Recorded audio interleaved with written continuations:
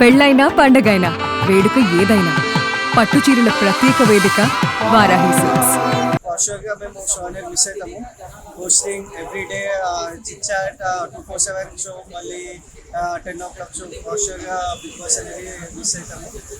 ఇంకా నెక్స్ట్ త్వరలో మళ్ళీ ఓటీటీ వస్తే మాత్రం చాలా బాగుంటుందని నేను అనుకుంటున్నాను. కళ్యాణ్ గెలవడం అయితే ఓకే, బట్ కొంచెం వర్క్ క్యాండిడేట్స్ ఉన్నారని అనుకుంటున్నాను. ఎస్పెషల్లీ ఇమాన్యుయల్ గెలిచాడు అని నాకు అనిపిస్తుంది. ఎందుకంటే తను ఆల్ గేమ్స్ ఆడాడు, no fake thing.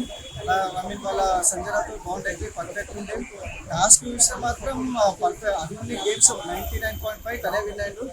So obviously Emmanuel win అయితే ఒక డిజర్వింగ్ క్యాండిడేట్ అనిపించింది.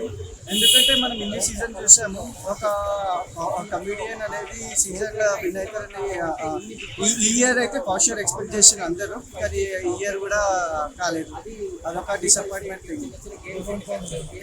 జమాన్ పవన్ గేమ్ మంచిగా ఉంది. ఐ మీన్ రీతు ఉన్నంత వరకు అయితే అసలు గేమ్ లేదు. రీతు వెళ్ళిపోయిన తర్వాత కొంచెం హ్యూమర్ సైడ్, ఇంకోటి కొంచెం కామ్గా, కొంచెం అన్ని ఫ్రీగా ఉండే. కొంచెం రీతు ఉన్నప్పుడు అయితే కొంచెం అన్ని ఇట్లా అష్టదిగ్గజం టైప్ అయిపోయిందండి.